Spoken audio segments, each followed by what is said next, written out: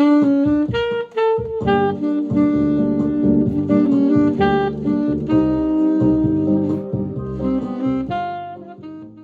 right, we got a good one here, boys.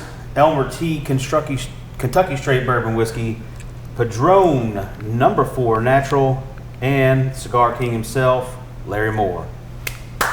So 5.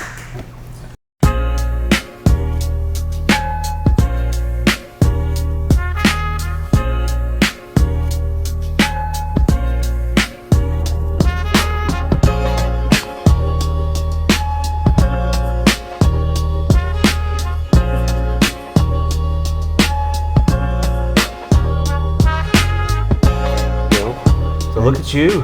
You're doing a podcast. Pardon? You're doing a podcast. I know. Exactly. Exactly. You know, I was in college. I was, high school. Not college, but high school. I did go to college, but I was in drama and plays and all that kind of stuff, and so I kind of learned, and my personality is such that I can act. It's stupid, but I could be a stupid actor. Is that what you're doing now? Are you acting now? That's what I do. So that's it's what you've been doing your whole time? One of us. The first play we did, we went to state. Did you know you could go to state? I did know that. And so we went to Oklahoma City, and boy, I was the first one. We were doing Isle by Eugene O'Neill. And I was the first one to open up. The curtains came, and it was me. I walked out on stage. I'm dressed like Captain Black, you know, Johnny Depp, and I froze. I could see there were lots of people out there. And but my mind was quicker then, so in just 2 or 3 seconds I was able to bring it back. But boy, I was saying, somebody shoot me if I can't remember where I'm at. Well, for those who don't know, Larry is the owner with the Sun Mark, of course, and Lee, but owner of En Fuego cigar shops. Started in Rockwall in 2006. Correct. End of 2006, which makes this year the 20th year. Right, August 15, 2006. Yeah. 20th year. Which we talked to Altidus a little bit about the 20th anniversary cigar coming out. Saw some of that artwork getting ready to roll out. But it'll be later on this year, closer to the anniversary yet. And this is a special En Fuego cigar you're talking about, right? Right, special En Fuego, 20th anniversary. 20th anniversary. Like the 15th. Yeah. So it's going to be fun. It's going to be interesting to see what they come up with. Larry, when your son Mark came to you, yes, that's the way it worked, right? He came to you with this idea of starting a cigar shop. Yeah. What did you think? Well, actually, I was right there a week away from retiring myself, you know. So Mark's looking for that big retirement money. And because I had done well with the company I was at, so I could retire. The Bev, no, you keep working. You know, you got a good job. She didn't want you to be. No, she didn't want to. She wanted to quit, but I said, no, you can't do that because I'm going first. Anyway, no, just kidding. But we were over at Mark's house, which was there, as you know, Dan, on the 16th. Who knows what it is now? I know. 16th hole. Yeah. 17 is the water. Big part 3, 18. Used to be. It's all different now. So I was over there, and he said, "Dad, got a question for you. I've been thinking about putting in a cigar shop, and I don't know if you'd like to manage it for me."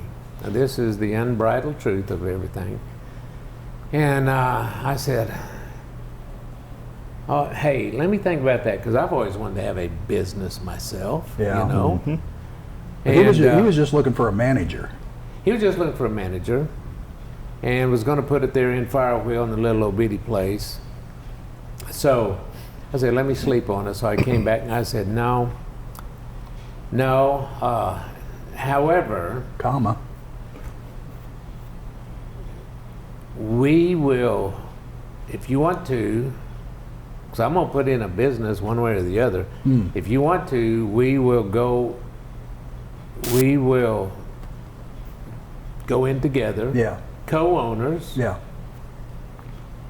You pay half, I'll pay half. You reap half, I reap half, and we'll just do it that way. Now, he had his Microsoft. He had his architect business, Yeah. so we kind of sat down and drew the lines and over time, and I said, so I'm free now. Yeah. I don't have a job, Yeah. so I will do it. I I'll will work the shop. come here, open to close, run it, the finances, the books, the this, the that. You just do all of the advertising, the promoting, and so on. He said, okay. So that's, we went to a lawyer and had to find the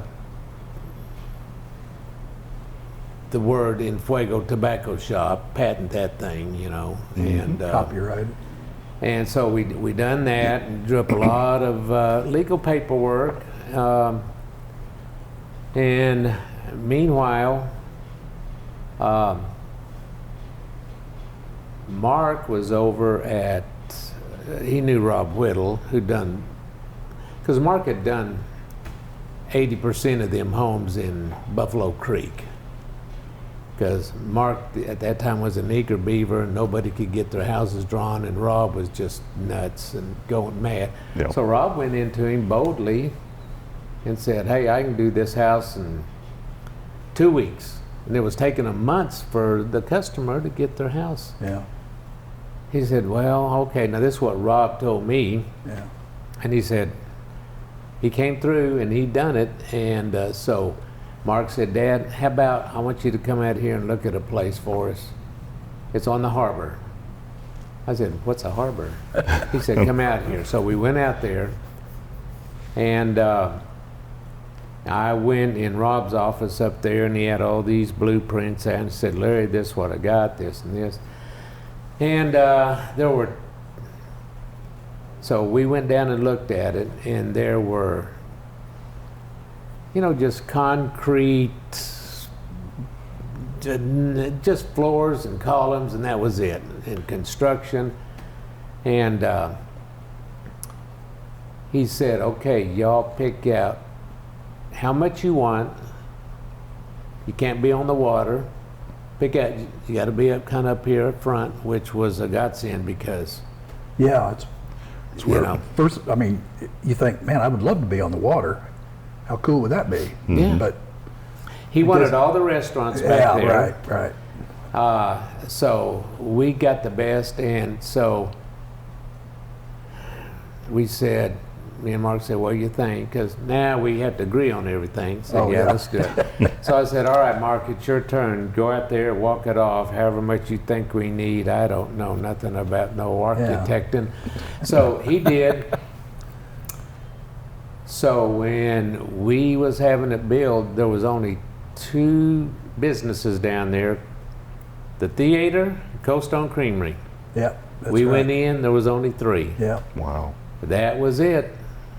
And that's how we got this thing launched off and going, and I was there working, And it was open to close. And it was going great guns from the very beginning, right? Kinda. Well, you ran out of change the first night. Yeah, and you know, Josh, that was I remember sitting there with you and me, and there was nobody else in that place. no. But that didn't take long. It didn't take long. Well, Wow. Mark, He always knew it was going to work. well, Mark, he threw me a curve, and he said, Dad, he said, I've got I think we ought to invite the family, brothers, sisters, this ones and that ones, over to see what we're doing. I said, okay. So it was hot in August, middle of August. Really, hot in August. Dane, you were probably there when we had that. It wasn't I'm a not sure. grand opening. It was a soft something opening. Yeah, I think I was there. I think you was there at the beginning. Josh No, was pretty much there at the pretty early. beginning. Anyway, so I think Ben may have even been there, your son. He might have been.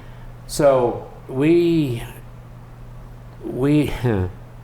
All of a sudden, We- Mark wanted to sell cigars. well, what happened was I was expecting 10, 12 people. I think half the town showed up. Oh, wow. And so all these people are in there, and we found out immediately that AC we got was too small. And so this lawyer there in Rockwall, downtown Rockwall, he came out with a box of cigars. He said, okay, I'd like to purchase this. I said, What? Purchase? I said, we're not really selling. I don't even have any money in the register. Not only that, I haven't even figured out how this registered works. And I didn't. I had to figure a lot of this stuff, Bobby. I played dumb cluck at technology, and I pretty much am, but you do what you got to do, and that's what I had to do, and I figured it out, and we worked it. And So Mark's over there just kind of hobnobbing. yeah, Mark's over with there hobnobbing, and I called him over here. I said, Mark, he's wanting to buy this box of cigars. I got no money. I don't know how to even run a credit card. We're not even hooked up to anything. He said, well, he asked him, he said, can you pay cash? And he said, yeah. It's going to be so and so. And I said, well, we need change. I got no change, I don't think. He said, well, can you just go around and see if you can find some change from these people? Wow. And I said, well, ain't this a fine how do you do? Mm-hmm. So I'm going around doing that.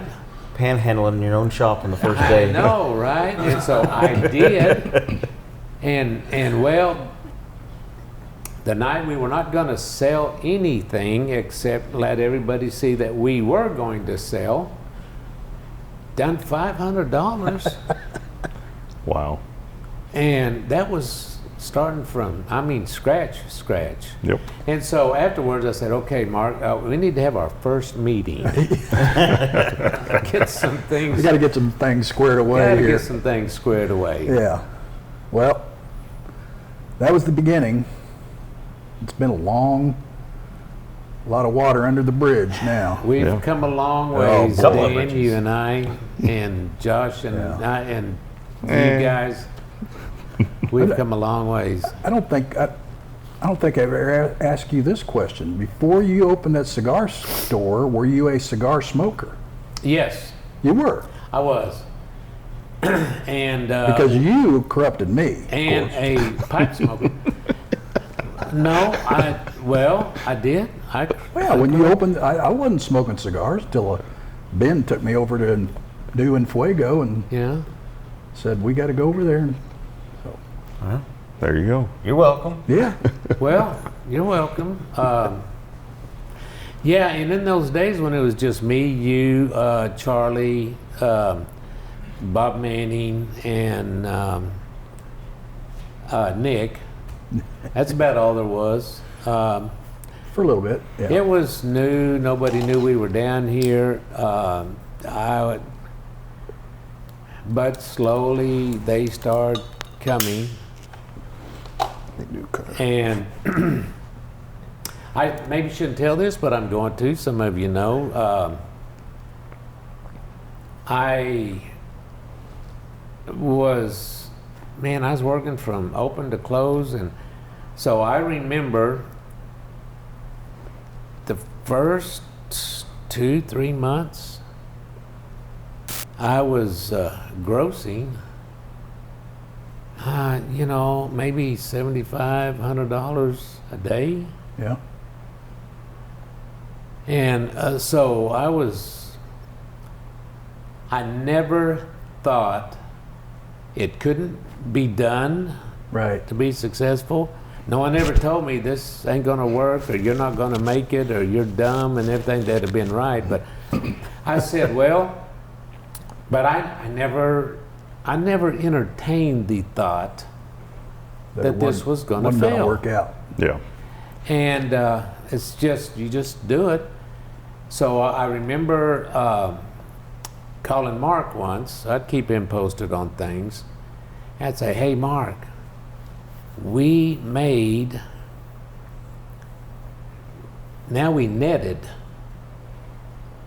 $500 today.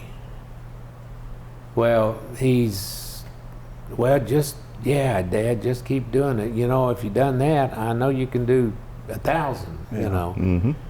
And so I'd tell Beverly, and she'd say, we are going to end up under LBJ under the bridge. And aren't we? And I said, no, we're not. And but it never bothered me that it wasn't going to happen. Failure was not an option. Yeah. Absolutely not. Failure was not an option. So, Well, you being the guest, and they're yours anyway. Today we're going to smoke that 1964 number 4. Is this the fattest one that they make? Like its biggest ring gauge? well, no, they probably that 7000 series will be the biggest ring gauge. Yeah. In the 64, I believe, yes. Because they're 64. mostly the Padrones are smaller ring gauge for the most part. Yeah. Yeah. I agree with that. Old. I don't want to call him Old Man Padron, but George's father, Jose Old Man Padron. Mm-hmm. He Cuba, that's where he started out and everything. He created cigars when he remembers as a kid and working in the factories. And the Cuban cigar they weren't big. Right. They weren't big cigars. They were small ring gauge. He tried to duplicate everything as he remembered it, as he worked in the factories. And and then of course the Churchill came around, but that was not a Padron that did that. But so and then they box pressed them, and so most of his cigars are small, small ring gauge. Now, Kind of he's Cuban got- tradition. He's got some long ones, but Now- anyway. And I know you love all your babies back in there, but these are your favorites. Yes, that's one of them, except, And they're a lot of people's favorites. yeah, that's Love those Jay's Is that favorite. Single It's- cap? Did you take the whole thing off? Just It's So hard to beat. what makes these special, Jay? what makes these special? Well, I think the consistency that I get out of every Padron is what I like the most.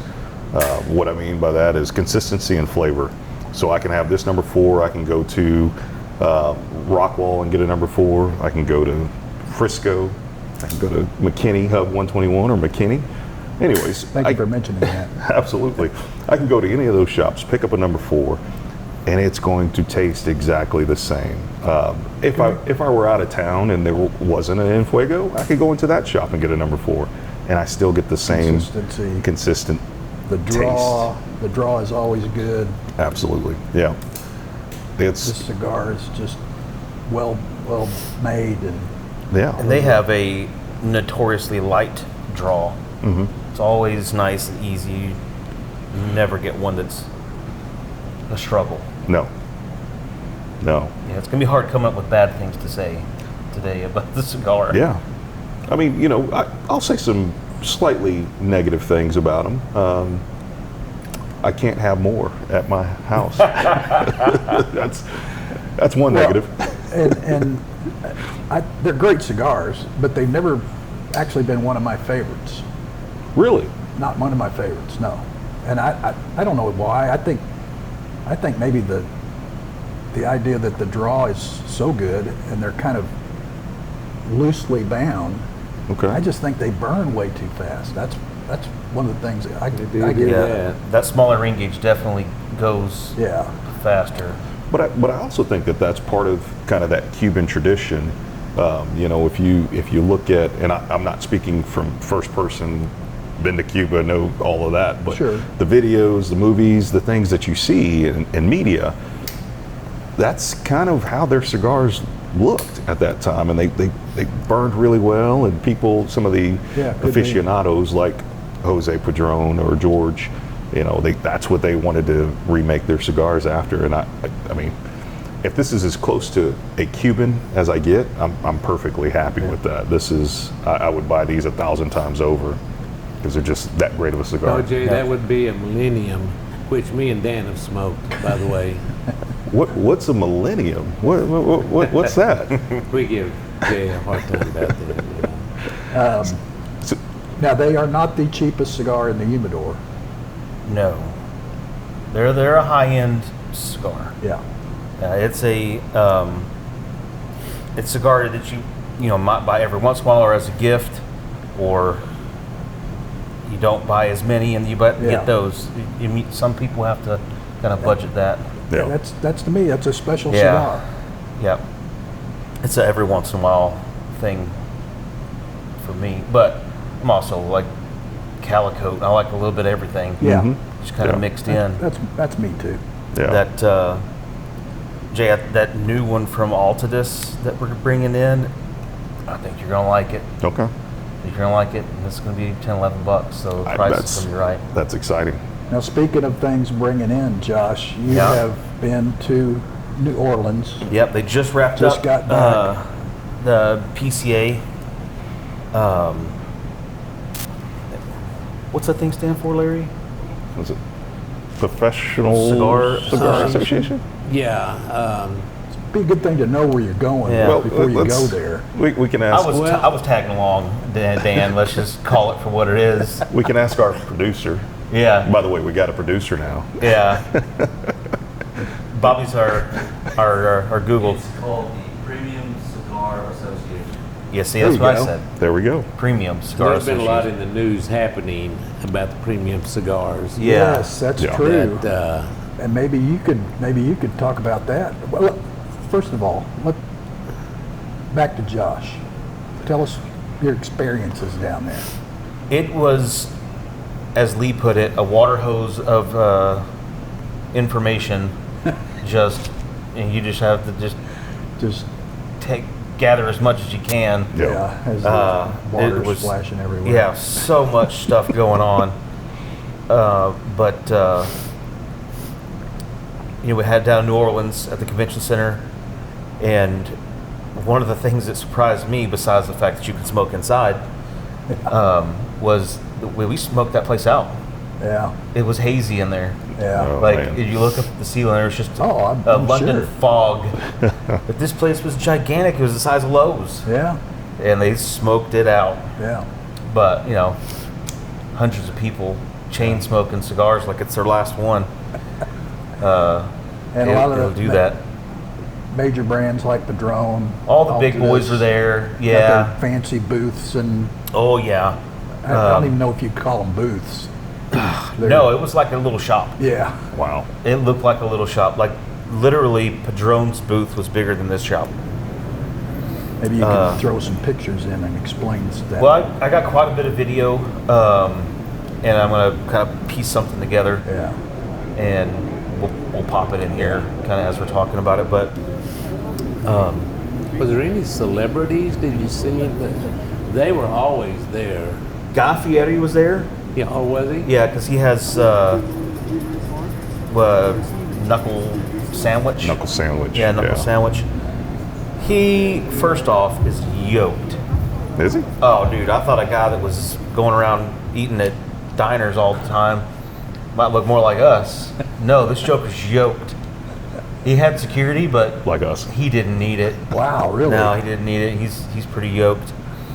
Hey, we talked about this before with the celebrities and how they have to deal with people always like talking to them and not yelling at them and hollering at them, and they always have to be on, whatever. I just left the guy alone. Sure. There are people all around him. Yeah. I felt claustrophobic on his behalf. Yeah. Because there's just dudes everywhere, and he's just sitting in this chair, and it looked very uncomfortable for him, Wow. and I felt uncomfortable for him. But he was there. Say celebrity. Hey, I think the Padron and Perdomo, those are celebrities to me. Absolutely. Pretty much in Go this see world. Nick Perdomo and have a conversation with them, and then his son Nick sit Jr.? down, Yeah. sit down, have conversations and joke and this and that, and you're like, that's the dude on the box. Yep. So I don't get too fangirled, but I just thought it was pretty cool. Yeah. It's not something that everybody gets to do. No.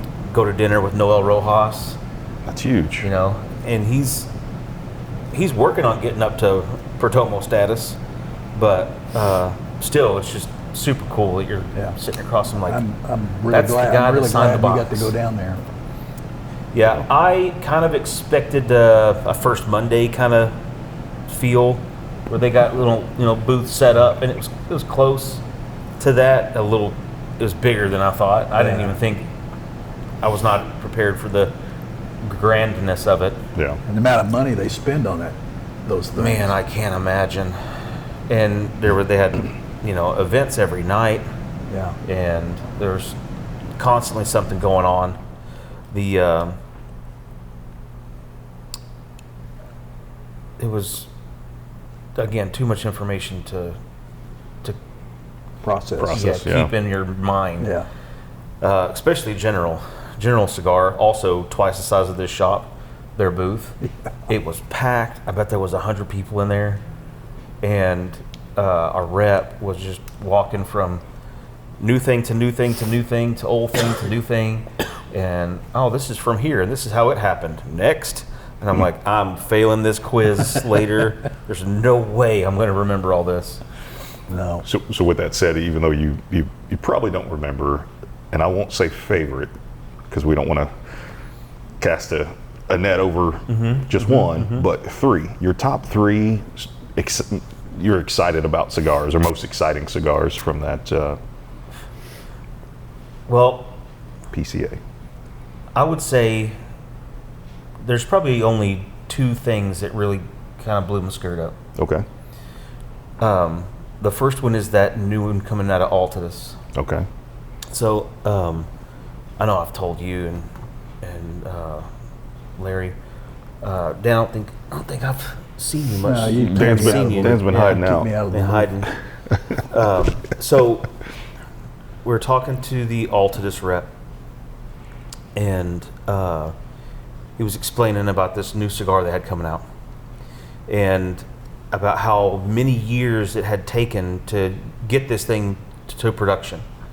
And you're thinking, okay, I get it. It takes a couple years. You got to grow some stuff. Nay. This is different and altogether. So, on a tobacco plant, what I always ever knew was at the top of the plant was a Lajero, right? That's the Lajero. That's the strongest leaf. Well, the growers over at Altadis, their workers, they come from everywhere, right? They'll come over, they'll grow for 11 months, they'll leave, they spend 1 month at home, and then they come back for another 11 months, right? And so there's times when people don't come back, so they got to hire new people on. Oh, wow. They hired this Cuban guy, and he saw them tending the fields. Of course, that's what he's doing as well. Well, at the very top of that plant, above the Ligero leaf, there's a flower that they nip off because you don't want all those nutrients going to the flower. You want it in the leaves. Gotcha. Makes sense. Also with that bloom is 1, maybe 2 leaves of tobacco that are above Ligero, and they're the size of your palm of your hand. So they're tiny. You know, the bottom tobacco leaf is big, huge, platter size thing. They get smaller as they go up. Correct. And so this Cuban guy says, whoa, whoa, whoa, whoa, what are you doing? And everybody's like, well, these have to come off. Yeah. He's like, not in Cuba, they don't. Huh. He said, that little leaf is the most powerful leaf in that whole plant. Now, because each plant only grows 1, imagine how many plants you have to come up with a 900-pound bale, enough to make a regular addition product that comes out every time you order it, and not just a one-time go. Yeah. So it has taken years. Wow. Right? They took this guy's opinion, right, which I thought was pretty cool of a company that size to take his opinion, and matured, dried, aged, all the stuff that happens with the other tobacco leaves. Now, this new blend. That new blend has half of 1 leaf in it. That's the strength of it. In the filler. Has half of 1. So a sliver of a tobacco leaf. And I smoked several cigars throughout the weekend. Yeah. Right? That was the one that I was like, whoa, you got something going on here. Cool. And when I asked him how much retail was, and he said $10, $11, $12, I said, now you're in the butter zone. Yeah. Yep. $10 to $12 is that good balance between, it's a little expensive, but it's worth it. Yeah. Right. You get upwards in the $15, $16, $17 range, and you're like, it's good, but I can go buy 2 $8 sticks. Yeah. Mm-hmm. And so that's one that I immediately was like, yeah, we need that. Yeah. So we altered this order to include those. Awesome. Good. It actually reminded me a lot of a Padron, because Padrones are strong. Even this natural, to me, smokes more like a Maduro, flavor-wise. Yeah. It's not oily like a Maduro. They have that kind of glisten to them. These nice, soft, I don't know what kind of magic they put on them, but it's like velvet. It's something. They're perfect. Yep. Not for Dan, but for everybody else. But different, Jay. but it smokes like Maduro. They're very strong, right? And I don't know if they're using that top leaf in there. I don't know. Yeah. He's not divulging any secrets anytime soon. No. But that one, as soon as I didn't get a 1/4 inch in, and I just had Padron on my mind. Okay. This is different. Yeah, and my probably every day, I need to grab a stick real quick, might be a JFR made by Altadis. Price is good, smoke's fine, nice Maduro if I'm looking for that. But when these come in, it might change the game up a little bit. Yeah. Because I'll spend, with that JFR's $9.99. If this is $10.99, it's worth the buck. Mm-hmm. Cool. Then the other thing that I got excited about, which I don't get excited about them, is a lighter. Oh no. A lighter is a lighter. This one was in the lost and found. It doesn't matter. You know what I mean? It doesn't really do anything for me. My favorite En Fuego lighter that I bought. Yep, we got some more of those coming. But this is the guy who invented the torch lighter, the Bugatti, if you remember the Bugatti lighters. It was the first kind of go at the expensive torch lighters. Okay. He has since sold all that off, and I believe it was Lotus that has those now. think so. And we get things from them as well. But he has partnered up with Perdomo and has invented a new lighter. And usually when I see a new lighter, big table lighter, go over to the stand and there's a big table lighter, and I look at it, I'm like, it's this in a big container. Like, it's the same guts. Yeah. That's the same guts. They just churched it up a little bit, Right. And made it look fancy. But on the inside, it's the same. All works the same. It's the same $18 lighter on the inside. It just has a bunch of expensive stuff around it. Oh. This is not like that. It's called Pro Flame, right? And if you look inside your torch lighter, they have these little circle ports. That's where the fuel comes out. That's where ignition happens, and the torch happens. And everyone on this table has the exact same little port. Yep. This one has kind of an oblong port that's different from any of these, and then it goes through like a little rib cage to diffuse the flame. So the blue part of the flame that's still in there, it's lower inside the lighter. You never see it. What comes out is a soft torch. So it's a diffused torch that is almost the same ring gauge as your cigar. Wow. So you light that thing, and it's one of those that slide open. Yeah. So it's a nice, easy movement. Compared to some of those can kind of get hard to push down. Yeah. The slide over, it's nice. Yeah. And you light that joker, turn your cigar 2 or 3 times, it's lit. Yeah. Wow. And it's not putting so much direct heat on the very tip of those leaves. Yeah. So I kind of played with them, and I told Lee, I'm like, well, I don't nerd out about lighters, but I want one of those. But you kind of do. Everybody knows that Josh is kind of the man when it comes to lighters. Yeah. I like tinkering. He is the lighter king. He is. Yeah. I like He the is. tinker, but that lighter, which they're going to be around $20. So not only are they cool, Not they're that freaking expensive. affordable. Yeah. But yeah, those are going to come out in like June or July. So they're not even on the market yet. And the only way you can get them is through Perdomo. Oh, wow. really? So you have to come to one of the shops that has Perdomo Yep. to even get it. Like one of the 5 En Fuego Like shops. one of the 5 En Fuego shops, as a matter of fact.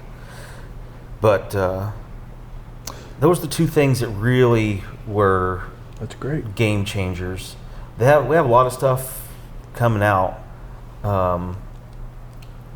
Drew Estate has a new Dominican Deadwood that's a milder version of the Deadwood.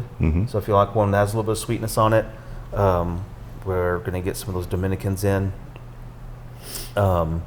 Disciple? I think it's, yeah. No, not Disciple.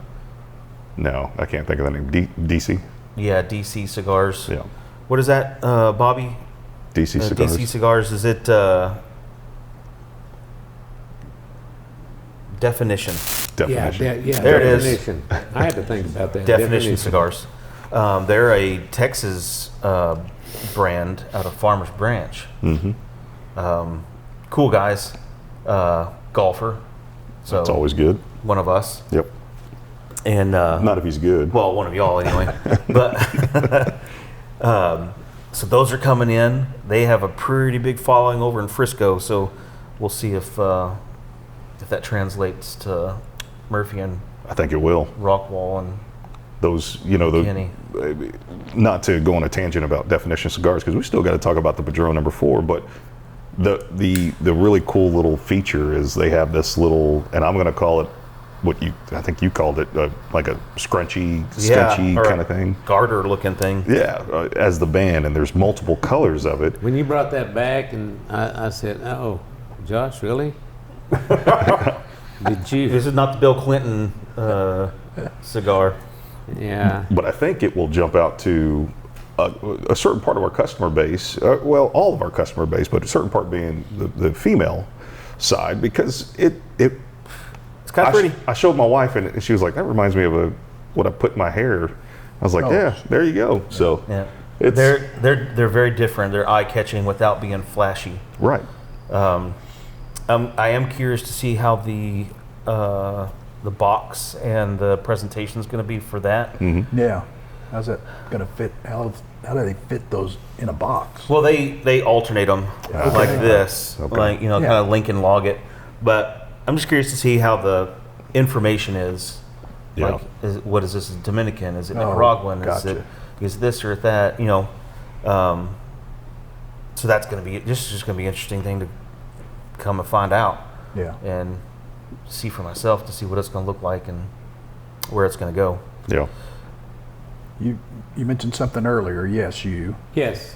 about what's happening with legalization kind of things and the court, not legalization, but what's going on in the courts Well, with premium cigars. For several years, the FDA, it's been a big nemesis to us because I think they would eliminate If every they had their- product on. Oh, yeah, if on they the had their planet. choice, yes. But cigars are more than, and as you know, all of y'all know, I donated heavily to the military, and guys would come in and buy some cigars and say, I want this to go to the military. So once I gathered up several hundreds, I would send it to military, and we had guys in this store that had, Donnie. Yeah, connections. And let me say to Miss Diane Knight, salute and a shout out to Diane Knight. We love you.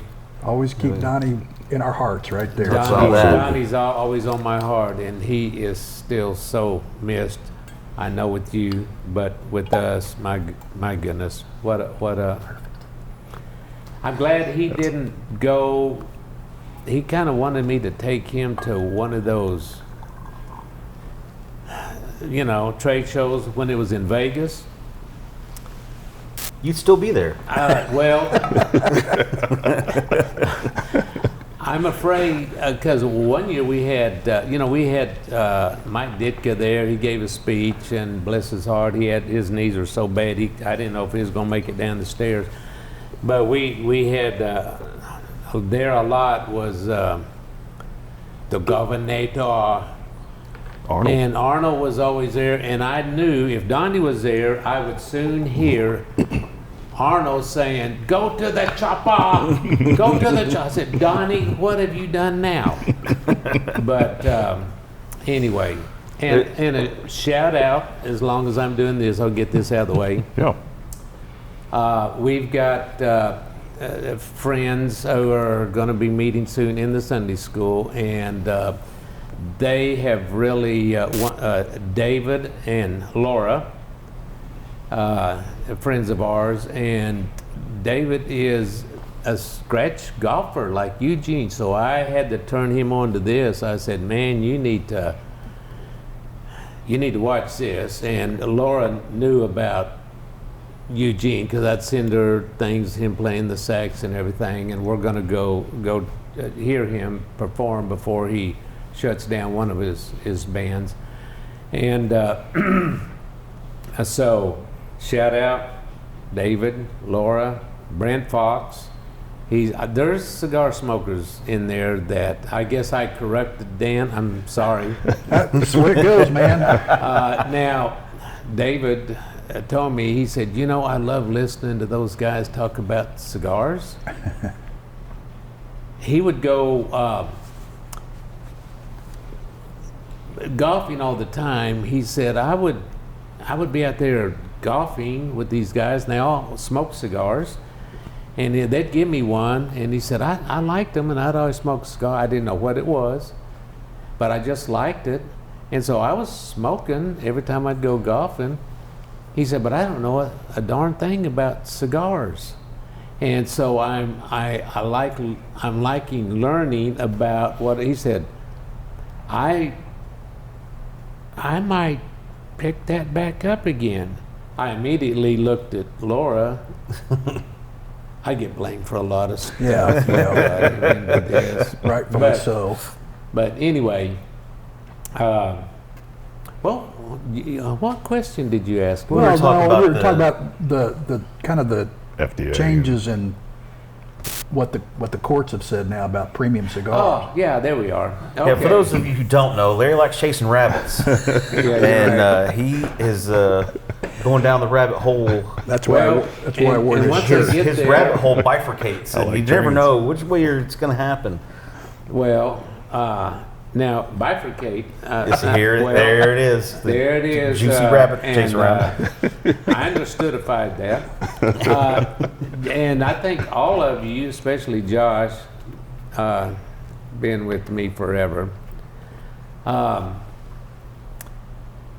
the employees here, Bobby, Kelly, everybody, I can bring anything, coffee, cigar, whatever. I get up, I lose everything. Mm-hmm. Josh say, your cigar's over there. Terry Schumacher, your cigar's over here. You're this over there. That. I can't keep up with nothing. You got a lot of irons in the fire, Larry. True story. Yeah, I guess. True story. And we still haven't heard about Okay. premium cigars and So the why- FDA was trying to do away with cigars. cigars, cigarettes, whatever. Any tobacco Any product. tobacco product they was wanting to do away with. Well, Rocky being an attorney and George Padron, they were constantly in Washington, Senate meetings, congressional meetings about, no, this is not the same.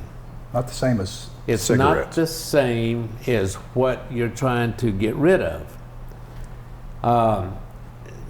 Cigar is way different because cigars, we have the filler, binder, wrapper, Right. all long leaf, a premium cigar we're talking about now. Yeah. No chemicals, no additives, no.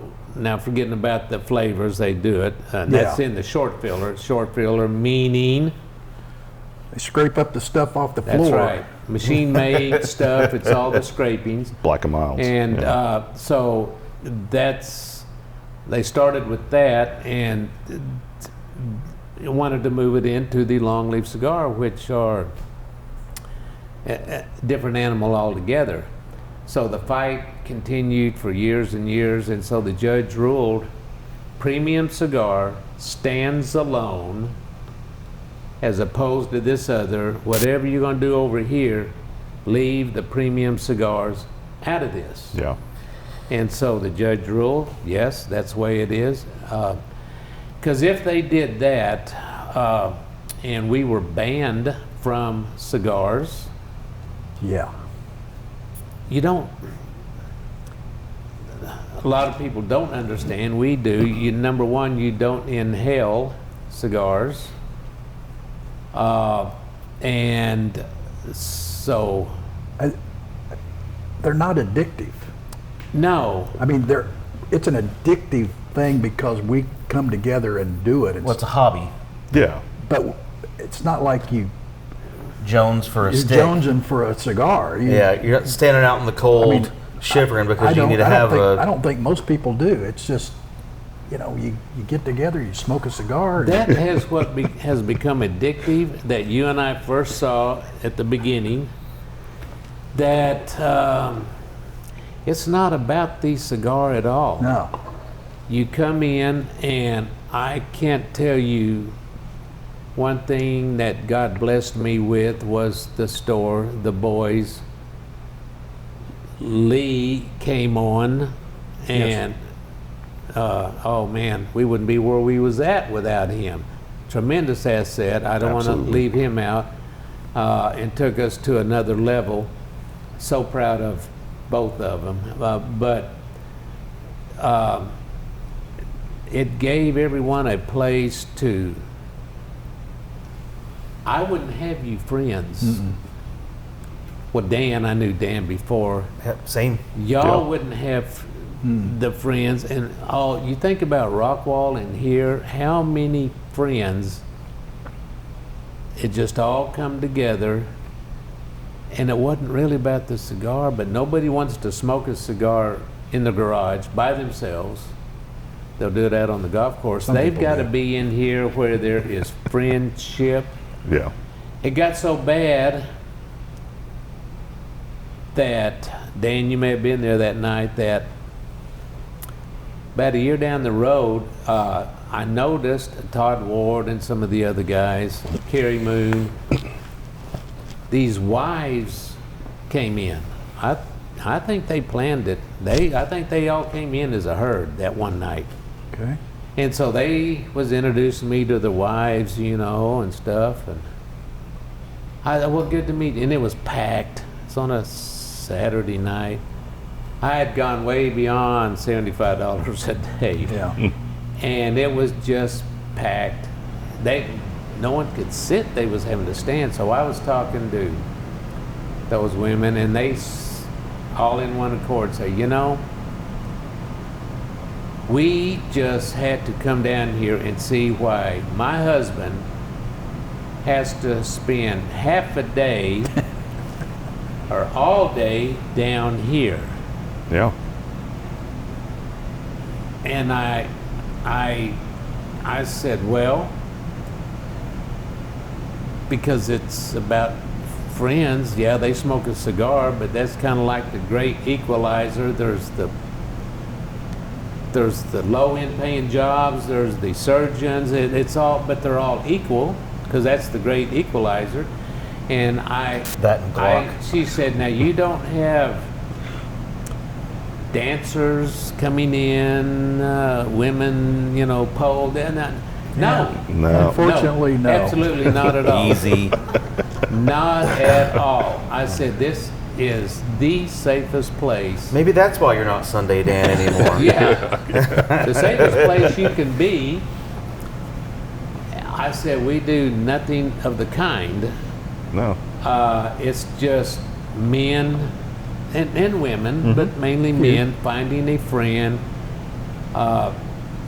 It was a great, you own a business? Well, I kind of own a business, so it was a great place to business-fy things and to Little do this. networking. And so Yeah. they was in there for about 2 hours, and they looked around, they said, okay, I get it. I get it. So then what started happening is they would get mad at their husband and say, would you get out of here? Go to En Fuego. Yeah. It's safe. Yeah. It's a safe place. Well, Yep. bye. Yeah. See you later. So we got a little bit in. These don't change much for me in thirds. No. They really don't. No. What you get at the beginning is what it's going to be when you're Paul mingling at the end. Right. Just holding on that little blunt of a cigar that you got left, getting pulled over because you're smoking that last little bit. Yeah. Yeah, you might I got explain what you mean by Paul Mingle. Paul Mingle. So Paul Mingle was a customer, longtime customer. Did he ever go to Rockwall? Who was just a Murphy? No, he did. I met him. I had been open but a couple of weeks, and Paul and Trish came in. Yeah, and Paul could get the biggest cigar in there, 80 ring gauge, 80 by 9 or 12, it didn't matter. Maduro, and he would smoke that thing in probably an hour and a half. The rest of us have a Toro and haven't finished, and he's managed to just house that gigantic stick, and he didn't leave a quarter of an ounce of tobacco left over. He had that little pinch, Yeah. and he would pinch it and just smoke it down to the very last. There's nothing on it but ash. Yep. And of course he's wearing a third of it. So now anytime someone accidentally ashes on themselves or on the floor, you have to say, easy, Paul. Yep. And quick funny story, Quick. Paul was really, really nice to everybody. He was. And he knew how I love people. And I would just try to be nice and friendly to everybody. same as y'all, had the same personality you guys, you just like people. And so if I was busy, a rookie came in, young man, and Paul gets up, he's always busy, he said, yes sir, you looking for a cigar? And he said, yes, first time I need a cigar, first time to smoke one. He said, well, come in here. What's he getting? He gets him a big old gigantic Maduro cigar. Oh, you'll love this cigar. It's going to be great. So he comes up there. Green as that tree out there. Larry, I took care of him. And I said, hey, I'm Larry Moore. Yeah, I'm John Doe. I said, Mr. Doe, let's go back to the humidor. I want to talk to you. Let's start over. I said, no, you don't need that one, because once he smoked that one, he would never want to see a cigar the rest of his life. Yeah. He would join the FDA banning them. And so I got him a nice Connecticut, I think I got him a back rat, which is a mild Connecticut with the About the little sweet furthest away. They sweet gum it, and they cap it off. And so I said, now, Paul, there was people out here, I didn't want to be disrespectful. I said, let's mean you go to the humidor. I said, Paul, thank you so much for helping out. However, Paul, that guy would have smoked that. He would have, we may have had to call the ambulance on him. He said, well, yeah. And so, but that was Paul. Oh, Yep. Yeah. Nicest guy in the world, man. Yeah. Super nice guy. So what are we looking for on this number 4 there, Jay? So, according to the world of Padron, your palate will be inundated by a rich, medium-bodied smoke with incredibly smooth and refined flavors of spice, chocolate, pepper, coffee, roasted notes, and sweet tobacco. How much of that are we? I mean, I don't get spice. I don't know exactly what that means, spice, I guess, but I don't get spiciness at all. But all that other stuff, I'll go along with that. I get a little bit of spice. Do you? I don't know Me too. about mild. No? Chocolate, you eat chocolate? So for me, towards the or the third, I get a lot of that chocolatey flavor, and it kind of just, especially when you retrohale it. Yeah. It's and this is one of the only cigars. I mean, there's 2 or 3 in the humidor that I can do that with. I can see lines of cigars. I can do it with all of the Padrones except for what's the one that comes in the capsule? It's the 40th or the red Square or the tubo? the tubo. The little It's a gold- 90th. No, the 90th. Yeah, there's The a 90th. The Yeah. Maduro's the red Yeah. maroonish. I can't retrohale the Maduro 90th. That one's a little bit bolder to me. And I can't retrohale any of them, but I think I could probably do this one. I'm not going to try it because I don't want to. Dan, when we were smoking that Millennium, we were inhaling the whole thing out there on that patio. You might have been. I would say was that so there's smooth. there is a little bit of spice. It's not a lot like that No. sun-grown Oh, that no. we had. No. That had quite a bit of spice. The vanilla and honey and all that, if you just kind of smell Yeah. the end of the cigar, if you smell like that, The smell. there's a lot of chocolate, almost Oh yeah. almost like brownie batter. Yeah. So I get that. Never heard that before. I've never even thought about smelling it but it's all there. Well, And this is not power of suggestion. It's like It's literally right there. The reason I never did that before either, but Toscano's coming out with a new cigar called Terra, right? Like Earth, Terra, and it's similar to their Master Age, but that Master Age was real heavily smoked. Like you can tell it was fire cured. This new Terra is a lot milder than that. And when you're smoking it, if you just give it like that, it smells like you're grilling hamburgers. Like it smells like a barbecue grill, but not in a overpowering way. It's like the grill's over there and we're having a good time type of deal. And that's Okay. what I might made me give it a shot, but there's some of those where you light that thing up and it smells like you're sticking your head in a campfire. No, it's not Yeah, that. I get that. Yeah, it's a lot milder than that. It's like a good, nice, just grill. You can smell that there's something smoked. All right. So Dan, maybe you mentioned it, or maybe you mentioned it to me in the past, but these burn quickly. Now, let me just add, you started before us, and you're about it, About the same spot. the same, yeah. Yeah. So, do they really burn that quickly, or is it? But it's I like a don't know. 60 ring gauge. Just also, it's not one of the Yeah. 50s. Yeah. Yeah. Yeah, Yeah, we're those tend to burn a little bit faster, but about the same. it's heaven in your mouth. So Jay, you and I and Joshy over there have a pour going on. Larry, because it's Sunday, and Larry's not partaking, which he doesn't very often. Having his Colombian Just roast. Sunday school people let. But Mr. Producer, Yes. Coffee? And one Splenda. Oh yeah. Yes, sir. Always. Oh boy! So what are we drinking, And Jay? one Splenda. one splendid. Yes, sir. We're drinking the joy of Elmer T. Lee out of the Buffalo Trace Distillery, and that's they won't tell you the mash bill, but most people who are aficionados they will tell you it's mash bill 2, which is pretty common across their Blantons and all of those other top tier, I guess, kind of bourbons. Yeah. So. Well, that's what it comes across like. Yeah. This one's a lower proof. What is it? 40, 45. 45, Yeah, so 90 proof. 90 proof. 90 proof. So, that one is. It's actually about $45. That's awesome. On the secondary market, it gets a little higher. Yeah, that's $150, $200, $300. But Ticketmaster for bourbon. yeah, basically, all the taters out there who save all their bottles and try to flip them. Bobby. Yeah.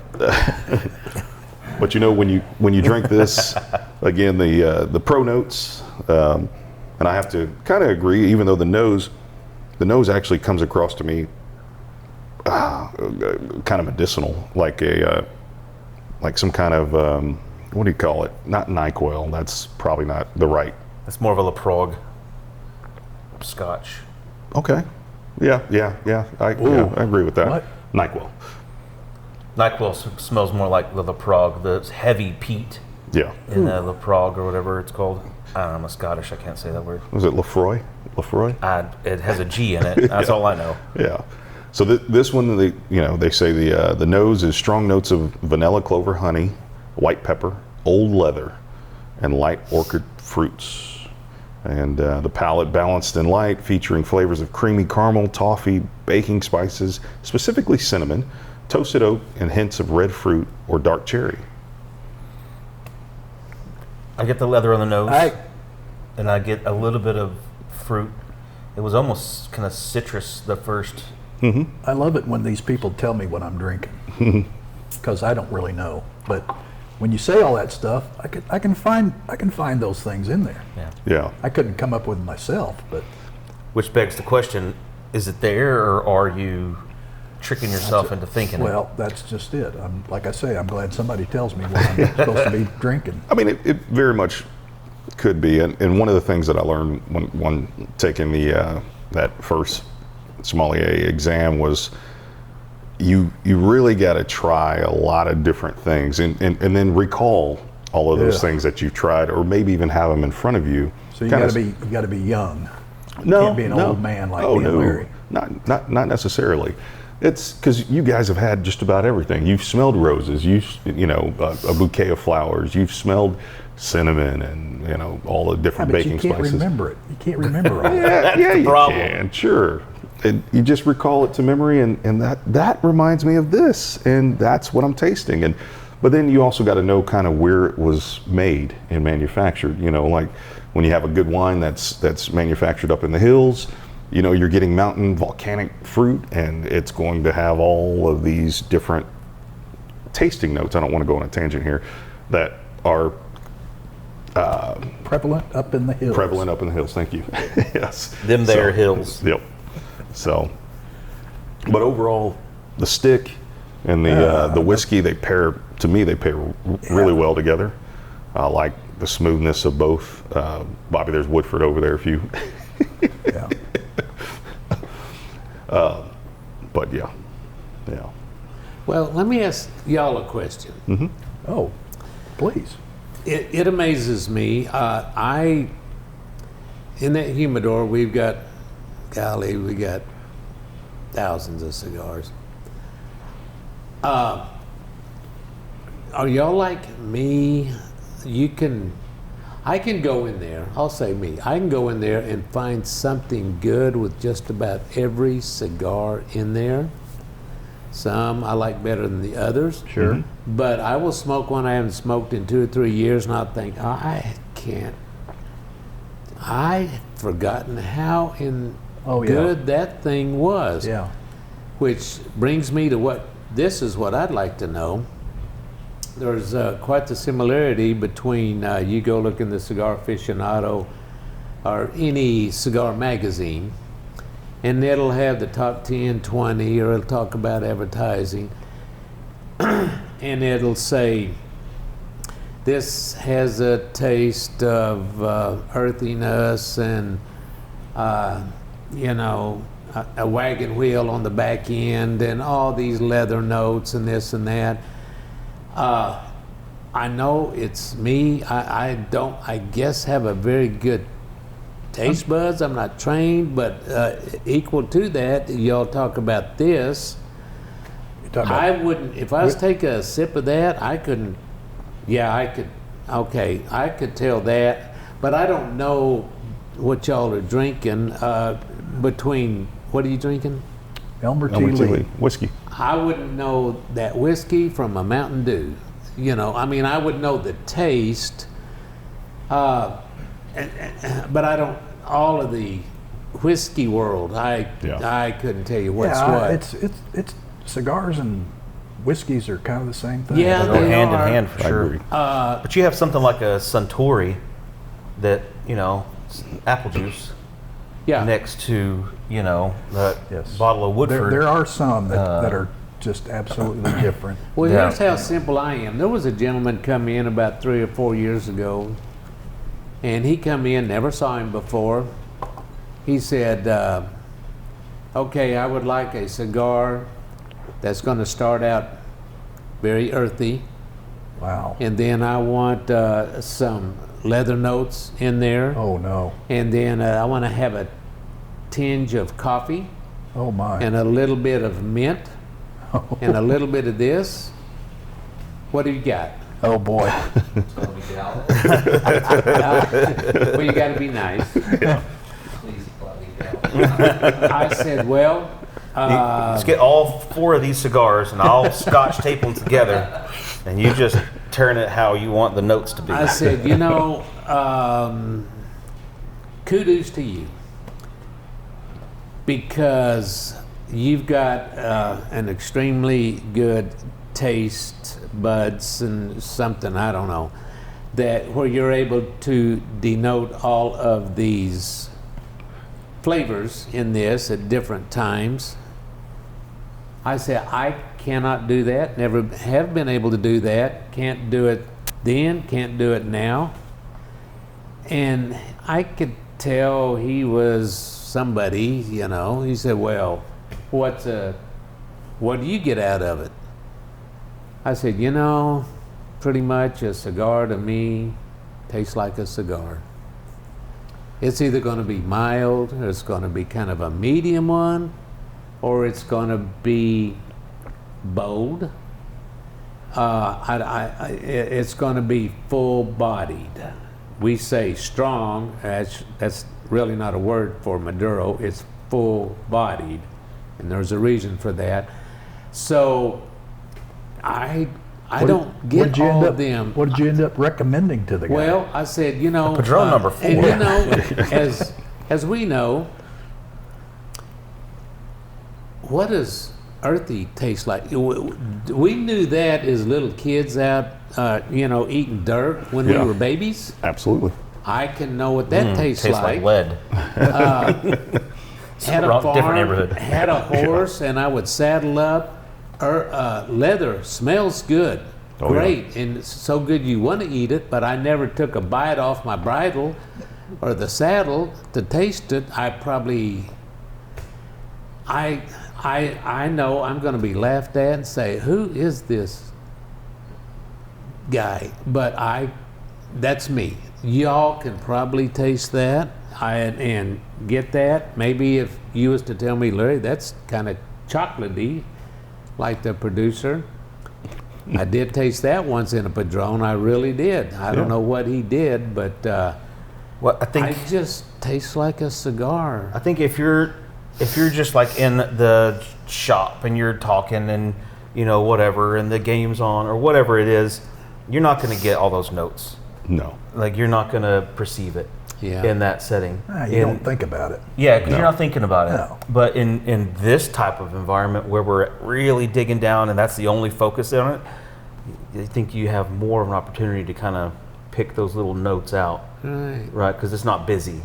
As soon as your brain gets busy doing whatever else, Right. then it's out the window. So I sold him a Groovy Blue. Be on your way. It had part of that. So you talked about the guy earlier that came in and Mingle kind of shared with him the big stick. When you have a new person that comes into the shop, do you have a process or a go-to stick that you recommend? I do, Jay,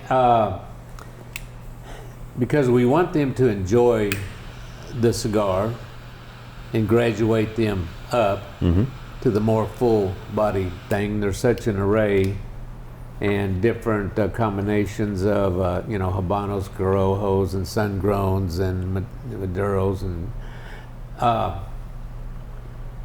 so I will get them a Connecticut cigar like the Perdomo champagnes. Okay.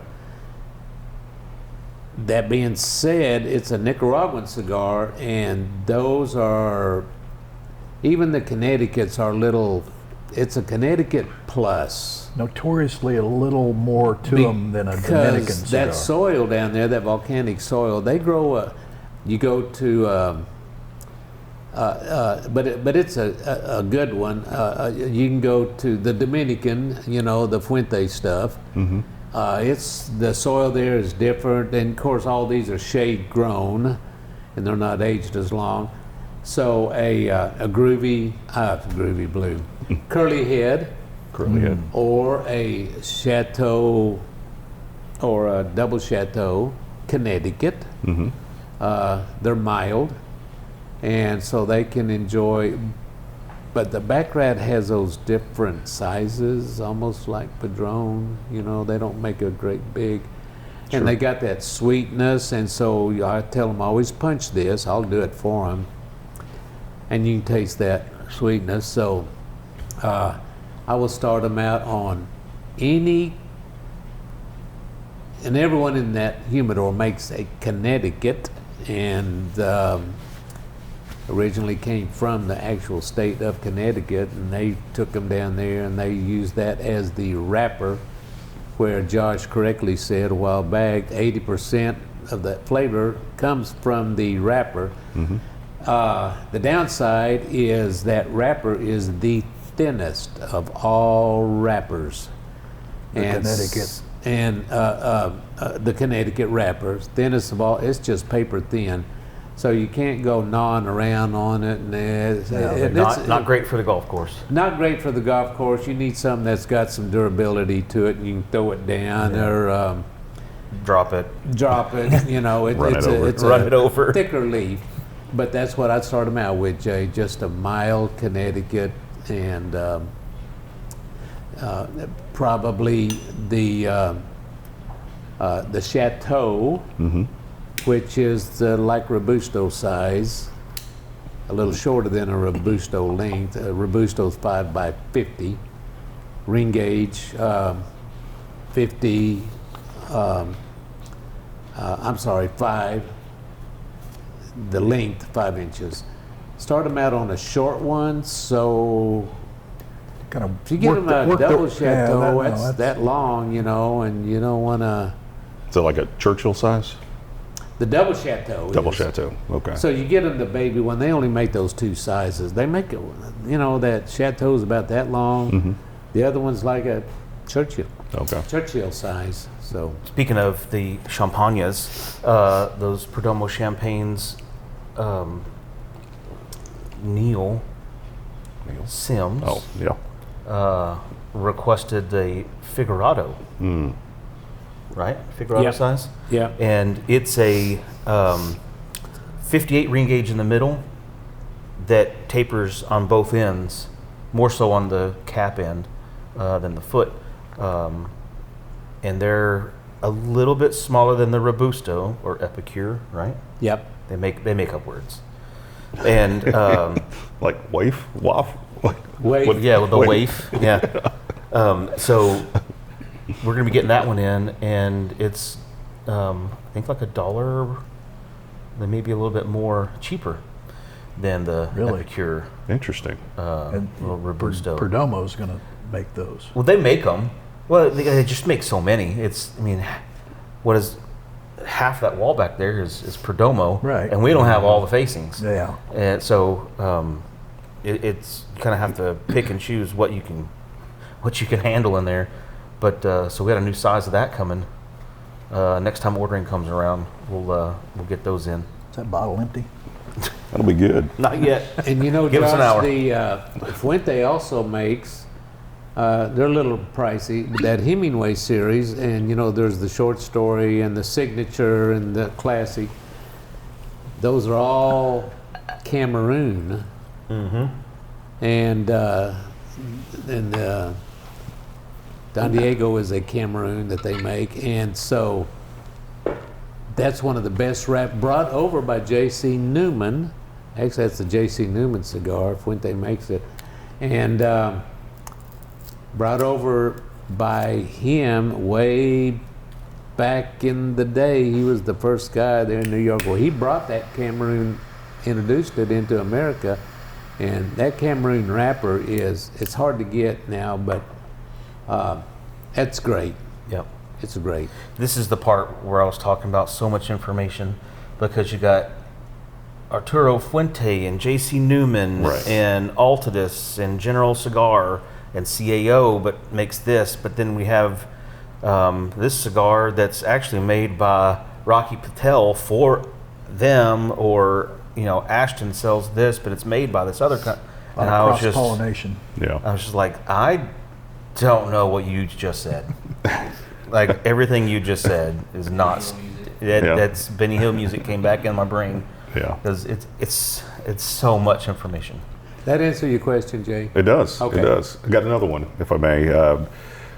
I think we've talked about it in here or on the podcast before, but I'll ask you, is there a membership, and what are some of those perks that come along with that membership for the En Fuego lounges?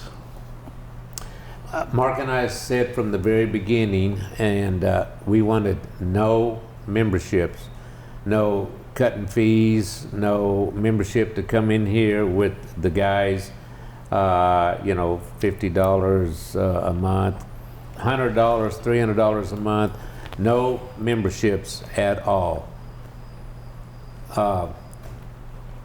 And so we have none except for a locker membership. Okay. So people do the locker memberships, and it's we have physical lockers, virtual lockers, and one's $100 cheaper than the physical lockers. Physical lockers are $300 a month. The others are $200. A year. Pardon? A year. I mean a year. Somebody would have A just month. went, Gah! I'm sorry. Thank you. Keep me straight. Yeah. $3,600 a year. Gee. You have lockers for rent. That's one membership, and that has a few perks that come with that. It does. Every purchase to a locker member is a it doesn't matter if it's one cigar. Anytime you purchase 15% off. Once a year, I'll do a locker members only sale. It usually gets close to Christmas. Got to get that to inventory under where control. They can come in and buy whatever, as much, whatever they want to, anything in the Josh favorite, lighters, anything in here. Humidors, T-shirts. Yes, anything amount for 40% off. So, Yep. Yeah, those That's are big, huge. big Huge. days. Now, you also have, besides the locker members, whatever you want to call that, but people can sign up for is it still called the Fire Club? Is that It what you're is. still calling that? yes, And anybody can sign up for that, just that's true. doesn't cost them anything? Doesn't cost them a thing. And the Fire Club was started years and years and years ago. Well, when we first opened, which means that, and I'm going to say 95% of customers that come in all the stores are in the Fire Club. All it takes is a phone number, and so once you're put in, boom, you get a discount and you build up loyalty rewards. AKA loyalty money. Larry You Bucks. Larry get Bucks. Money. Josh, I get tickled. I'm sitting there and say, "You want to burn your Larry Bucks?" And they'll say yay or nay. But some people burn them every time, maybe 5, 10, 20. Some of them haven't burned them since we've done that. And God, they've got several $1,000s built now- up. But I thought those only lasted for a certain amount of time. Let's say, Dan, we put you in. Let's say you're not in. Right? You're a new customer. Dan, you want to be in the Fire Club? Yes. So I put you in. You bought something. Yep. That right there. You buy a cigar, and I give you a receipt and say, "Here's how much. Larry Bucks you got. How much Larry Bucks you got?" Let's say it's $1.15. Yeah. You got $1.15 in your deal. That will be good for 3 months, Okay. unless Comma. you come in within that 3 months and you buy something else, and Josh sells you this. He'll say, "You know, you got $1.27 in your fire. You want to use it?" You can say yes, or you can say no. If you say no, it pluses with that other, Okay. and now that moves everything another 3 months. Okay, so basically you just need to come back within 3 within months. 3 months, and then it'll just carry on and It'll keep going take on. everything another 3 Okay. months. So See, I learned something today. I didn't know that. technically, you should never run out of loyalty. Unless you just never show up again. Yeah, unless you just. And the good thing is, you can go to Rockwall. Lee brings up Dan Wardlow. I see you in the Fire Club. Yeah, and you give him your number. It just takes a name, a It's number. not just Rockwall, Frisco, Frisco. even McKinney. Yeah, and so you can accumulate. There's a lot of guys that say, "Nah, I'm saving it," and because they may wanna, they've got a box of Padrones they're wanting to buy, and I'm waiting till I get a Yeah. couple of hundred in there. Yeah. We have a couple customers that just want to see how high it will go. Is that right? Yeah. Like it's like they don't believe that there's no cap. Like at any moment they're going to tell me, "Oh no, it's full," but it doesn't. It will As long not as they get full. keep coming in and buying Yeah. their one And or it's- two cigars. It's 10% of every dollar pre-tax, except for sodas. But so 10%, a dime every time you spend a buck. Yeah. And it's funny, you can kind of tell when someone's saving their Larry Bucks, Yeah, oh, yeah. or whether they use them. And that that is around $20 to $25. Yeah. Oh, If I look and there's 20 to 25, he's saving it. okay. But if there's, 18 or 17, and I'm like, you want to use your Larry Bucks? Yes, I do. Yeah. Because he's buying 6 or 8, Yeah. and $18 off of 6 or 8 sticks. Yeah. That's a good little discount. Sure. And that's good for any product. Yeah. Right. They go there and buy a lighter, Counts. that That counts. counts. Anything. So it was, I think, a good program to reward the loyalty of our customers, Yes. to If we'll backtrack a little with the locker members, all the shops do things a little different. You know what I mean? And when I came on, one of the things that I talked to Larry and both the boys about was wanting to do a little bit more with the locker members, because it takes some effort. You know what I mean, to come up with something that is rewarding for them, that benefits us at the same time. Like, what do you do? And so, this year so far, well, it's only been a couple of months, but we'll do a locker member night, where we'll have the locker members come in, and we'll have something going on. Like, we had the blind tasting. Mm-hmm. Yeah, I missed that one. No, you didn't. You were there. You talking about with Toscano? No, sir. No. With the I took the labels off. So in that event, I picked 4 cigars, took the labels off, and put a plain white label on it, just with the number.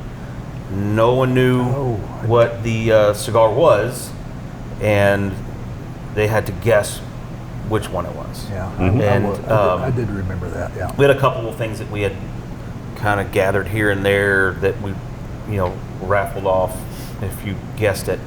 But the upset of the night was that Buenaventura Cremas that Jay was convinced was a Damaso from Padron. Yeah. Yeah. So it Became It kinda- Jay's favorite cigar for about 2 weeks. No. he went in and bought the rest of the box. I'll tell you that. Bought a whole box. Yeah, but so we're kind of doing stuff like that. Wish we got one coming up on the 30th. 30th. Yeah, a 15-minute meal type of a deal. I'm gonna come and I'll make dinner for everybody. So there's definitely some benefit to being a locker member. And you get a discount every purchase. Every correct? purchase, Yep. no matter what it is, Yeah.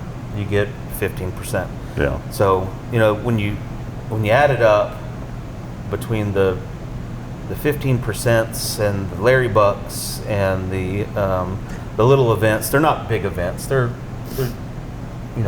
small, intimate type things. It makes it where it's kind of not worth it to skip on it. Yeah. Correct. Like it's worth it to join in. Yeah. You got any more questions for Larry? I do. Well, let me like trains, Rick. I like trains. Then Jay, you're next. Just I like the shirt. trains. We was talking about Rockwall. You can go to Rockwall and so on and so. If you go over to Rockwall, Lee is there all the time. Son number 2, numerically only, of course. I didn't finish up Lee being the. After a couple of years, if you go over there and Lee says, "I'm an owner," that is correct. He might say, "I'm the owner." Wait, no, your dad, Mark, didn't take us long. We sold. I got with Mark. I said we need to do something here. We sold Lee 20% of the shares in Fuego. So yes, officially he is an owner and doing great. And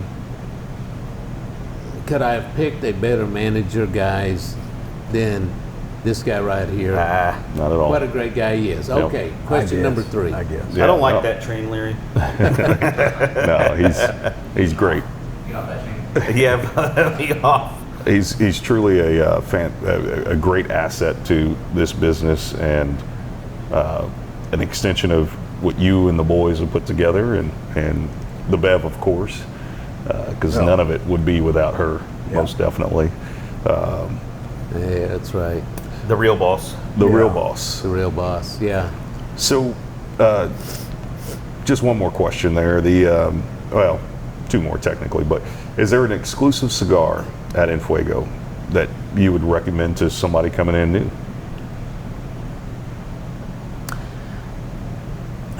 Yes. Or even somebody who's been around for a while? Been around for a while. Of course, I said a while ago I like so many in there. Mm-hmm. Two of them I can think of. I always would have to default the best quality cigar to me that is made. That's why they're always number one, number two would be a Padron, whether it be a Damaso, which is a Connecticut, or a 64 or 65 anniversary, because they're effortless to smoke, they're smooth, they're great. If I was to go down in price, one of the best cigars to me has been in there, and I would recommend it heavily, is the A.J. Fernandez, the New World. Absolutely. And they've Great got stick. several sizes, and we've got them. I can see it from here. And just for the money, the price, it is great.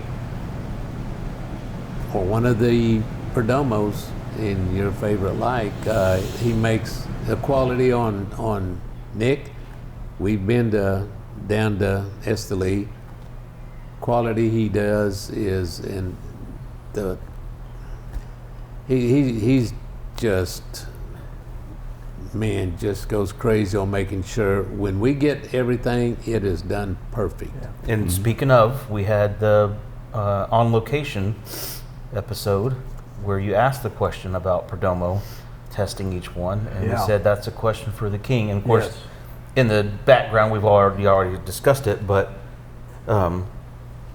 what was your question about the testing? I thought I remembered that Nick had said they test draw every cigar that they make, and when I said that, I was like, "Oh, did I remember that right?" So that was a question When we were down there, Dan, now of course I quit going, Lee still goes down there kind of often.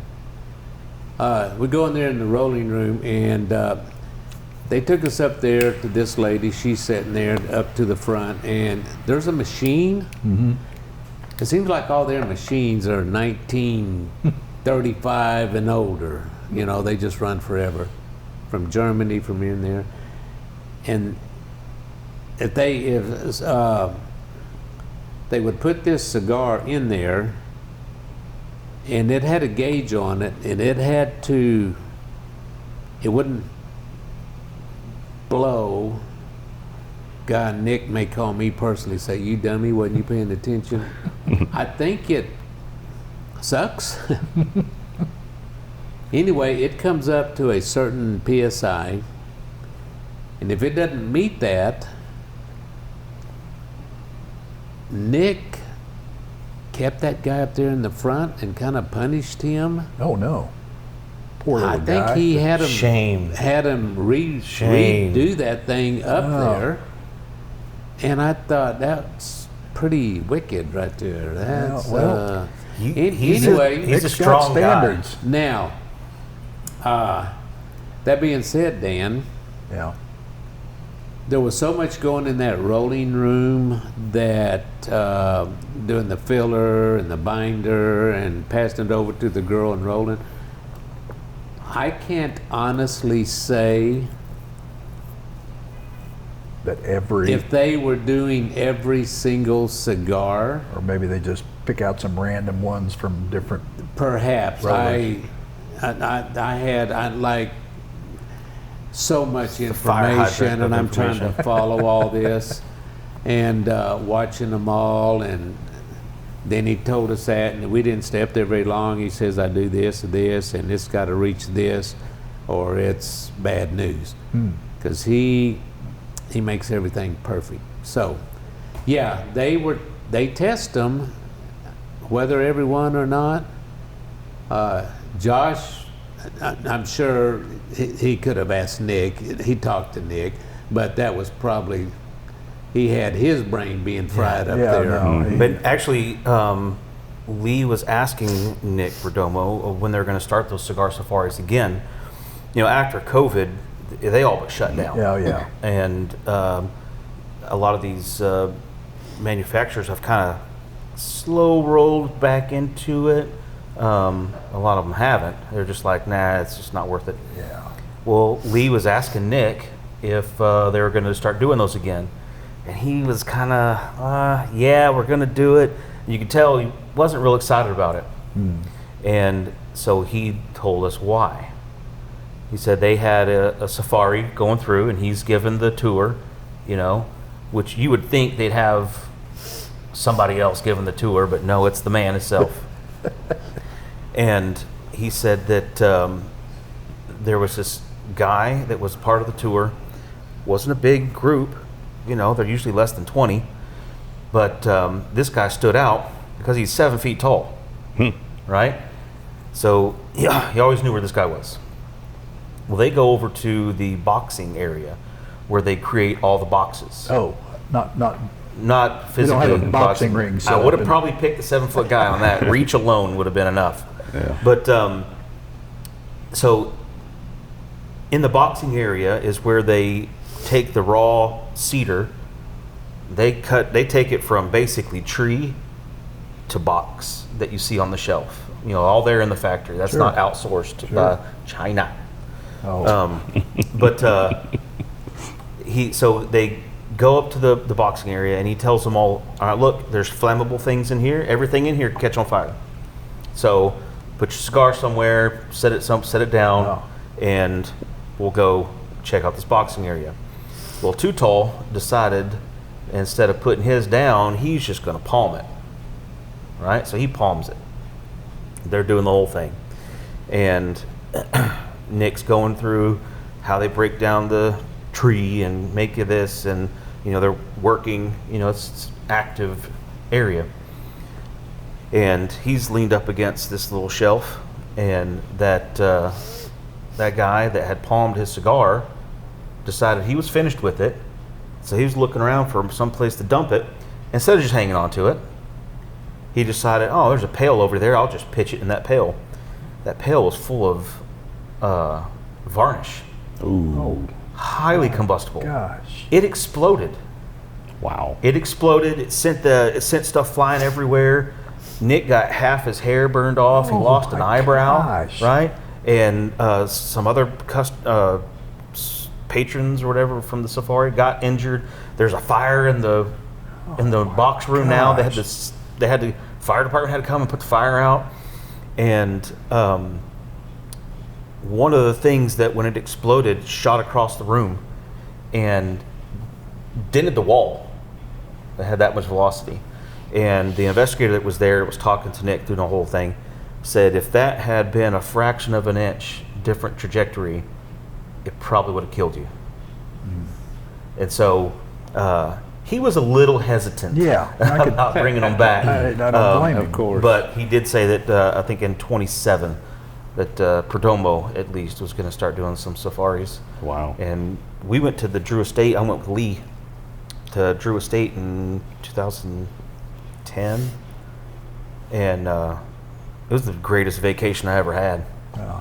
Everything was taken care of.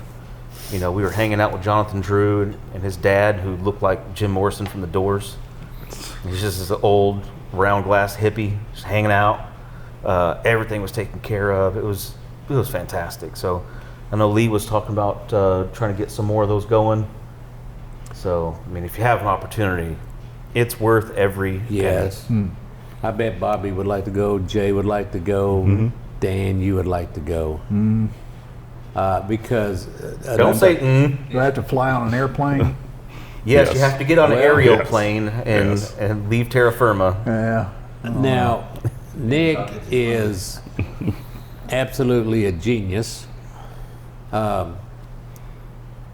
Who started at the bottom, a pallet of tobacco was delivered to his garage, him and his wife, and that's how he started. And now he's just everywhere. But he is a genius, and the quality and what he does there is just fascinating. It is. And he's fun to hang out with, man. He is. He's And to stay in his villa that he has a few miles from Nicaragua, from the Factory. factory, is very, very cool. Palm trees in the middle, and you sit all around there. And Josh, am I telling the truth or what? I never lie, but you are fed cigars. you can't. He'd just bring bags, and he was bringing bags and bags constantly. And then he told me, he said, Larry, you guys smoke too many cigars. I said, you'll bring 100 in a bag and pass them out about every hour. And then you come when we're, the girls, they feed you there in the villa, and he brings more. And here he comes with some of his guys, and they play dominoes. Yeah, it would be good to see. Very educational, Yep. because he does everything perfect down there at his place. Makes quality stuff. He's a genius. And Well- fourth question, third, fourth. Yeah, I'll put it out there. I'm going to preface it. I know how I feel about this, and I probably know how you guys feel about it as well. But in your opinion, what makes En Fuego different than most cigar shops out there? Well, being in cigar shops before, which all of us have been in one, from the producer, Dan, Jay, you've traveled all around, actually the world, and been in cigar shops. United States, most definitely, and Josh, he's been in several cigar shops. The ones you go to, I've been into them down in Houston, down in Austin, down in San Antonio, and you go in, and they can be just the most beautiful cigar shop, like the one that we went in down in San Antonio. And it's one of the most cliquish establishments you will ever go into. It's like 95% of cigar shops, lounges, are this way. And when I would go in, they're like wondering why I'm there. Why ever you're here, and I'll go in the humidor, I get no help. I don't get a hello from the employee, much less a manager, much less an owner. Am I expecting that? No, of course not. But it's just like, I feel like they're saying, just get you something and get out of here. Because these guys are uncomfortable with you in here. I'm uncomfortable with you in here. Don't want to have no part of you. So I said, okay, En Fuego is going to be different because it's going to be exactly the opposite. So when those guys were coming in, Dan was there, I would introduce Nick to Charlie, to Bob, to this one, and I'd say, hey, Nick, you know Charlie? Y'all come in and you just, no. So I would tell them, Nick, come here. I want you to meet Charlie. And they would sit down and smoke a cigar, and by the time they were leaving, they had each other's number. Okay, you want to do lunch? And so every time they were coming in, I would make sure they started this foundation of building a friendship, and that happened there. It happened here, Frisco, because that is what it's all about. Like I said, it's not about the stinking cigar. It's about that yeah, okay, I'm gonna say an guy thing, but a guy thing. It's kind of like, it's not cigar glue, but it's love is the glue that holds this whole thing together I agree. for each other, if you will.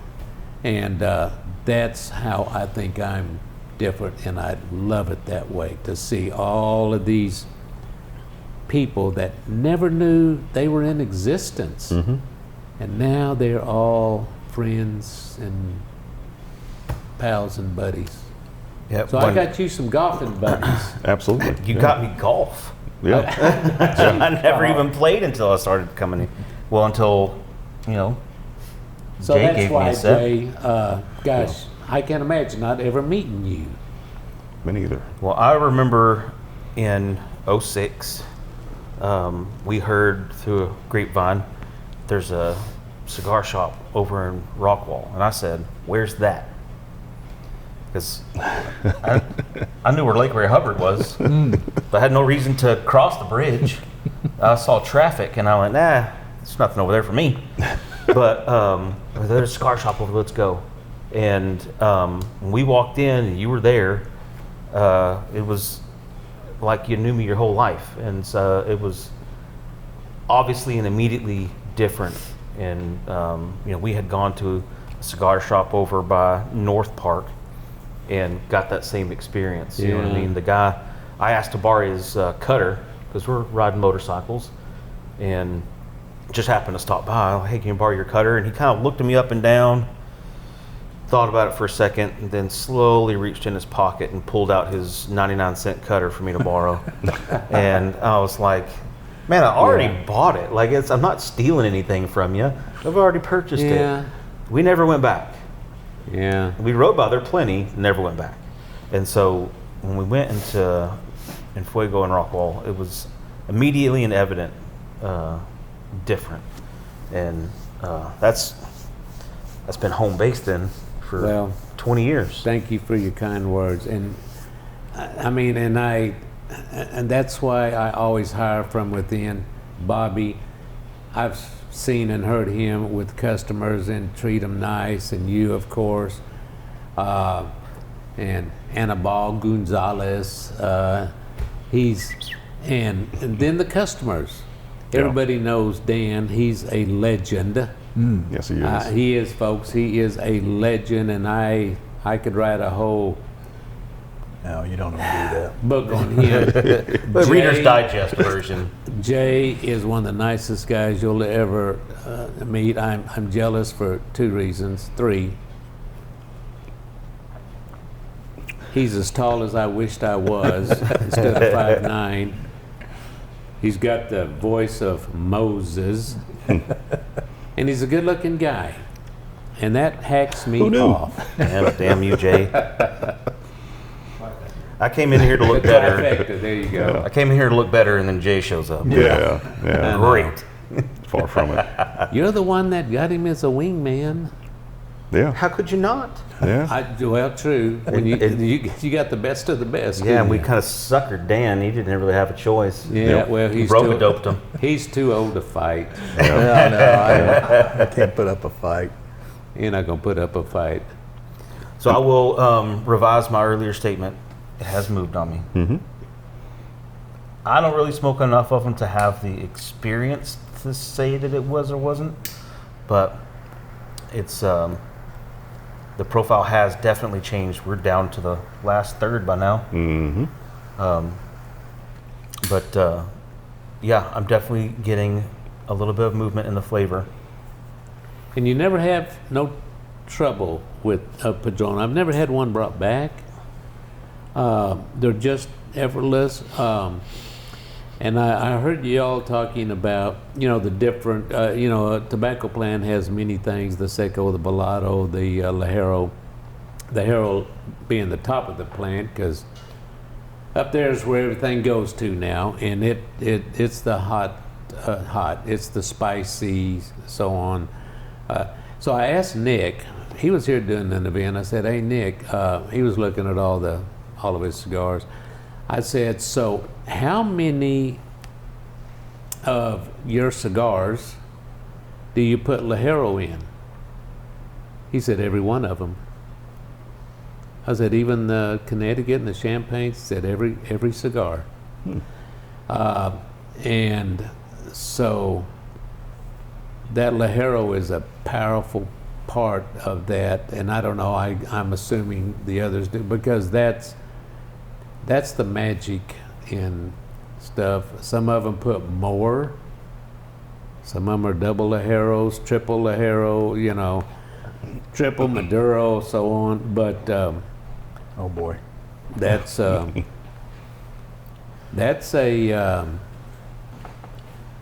I don't know how they.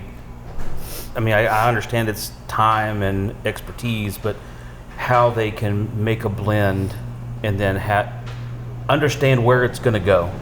Yeah. Like when they pick when they're doing a blend, they're picking these leaves and they're picking the plants and shade grown or whatever, and they kind of have an idea of where that profile is going to go. Oh yeah, those guys are. And it amazes me that they can think fourth dimensionally. Right. You know what I mean? Like they're looking at it growing, it's green in a field, and they know what it's going to taste like, and they know what's going to happen once it hits those pylons where it matures and ferments. As part of the cigar tour in Drew Estate, they had you make your own blend. So they had all the tobaccos laid out there. You could feel them and kind of taste them and burn them and smell them. And I had no clue what it was going to be. Yeah. And when you gathered them all up on a paper, what you wanted your binder and your wrapper and filler and all that, Jonathan Drew was sat down at a desk and he was kind of checking it off, and he would go, oh, that's going to be kind of like this.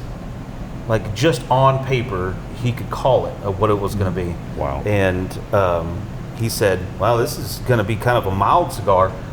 They were all, black as that TV. They were super dark. And I'm like, how is this going to be mild? But he knew. And he was like, you smoke mild cigars? And I said, well, I kind of smoke a little bit of everything. And he looks up at Lee and Lee says, yeah, he kind of smokes a little bit of everything. And what turns out, it was just a medium minus. It wasn't a Connecticut by any stretch because they were all, dark leaves. But it was just kind of a mild cigar, and it didn't really have much to it other than I picked it. But it's amazing that they can think that way. And Josh, Yeah. you've been down there. Don't ask me.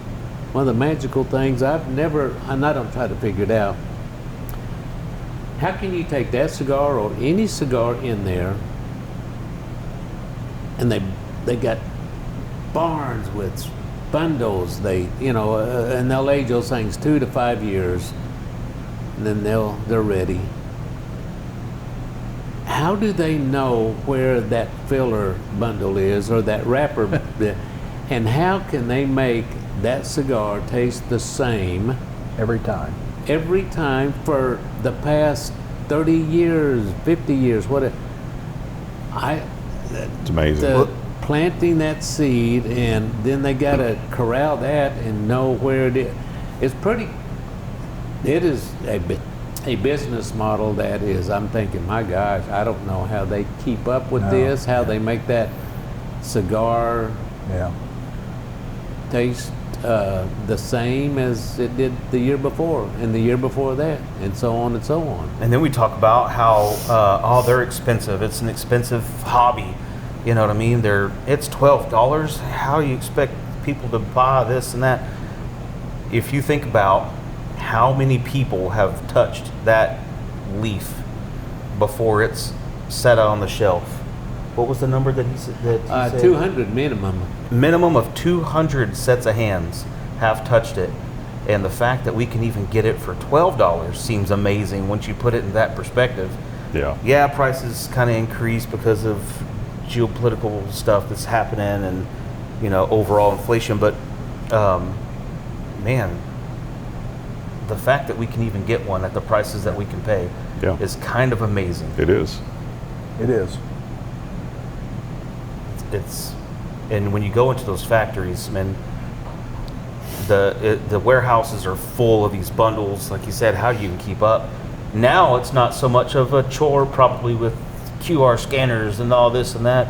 Yeah. Think about the 40s and 50s when they were doing it, shipping stuff all around the world, and they had to pen and paper, know where that stuff was, how long it had been there, what's it sitting next to. You know what I mean? Is that going to affect this or that? It's crazy. Yeah.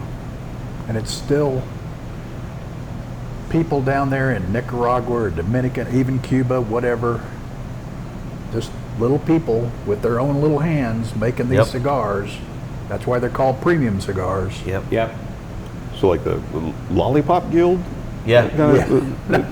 lots of stools, and step I would- ladders. I mean, of cigars. Did I yeah. say little? I didn't say little people, did I? Yeah, but I took, didn't it, mean that. I took it a step further. The so. tall guy took it to the height. Everybody's little to him, Yeah. so. Yep. This is probably going to be 2 episodes in one. Well, we'll have to come up with a good title for the longer version. Absolutely. I talked too much. My apologies. No. No, My that's definitely why not. we had you on here. Besides other reasons. Are Yes. you kidding, Larry? So the fun fact for this cigar, does anybody know why it's called number 4? Why is it called the number 4 there, Bobby? So it is in regards to Saint Barbara. That's where it gets its name, December 4th. It's the birthday of Saint Barbara, or Santa Barbara, a Catholic saint held dear by Cubans. So Saint Barbara, a saint in the Catholic Church, the Cubans. She's a protector, and ironically, when I'm guessing grandfather Padron, Mr. Padron, the original, left Cuba, went to Spain several months, came back to the U.S., and he arrived in New York on December 4th, which happened to also be the birthday. So December 4th is that saint's birthday. He arrived in New York on the same day, and in honor of that, they made the number 4. Of course, nobody can hear Bobby, Probably so we're gonna not. have to dub all that in somehow. That's fine. So she is long been associated with lightning, explosions, prayed to by soldiers, particularly artillerymen, and is known as the patron saint of miners. Patron saint of miners. And Miners?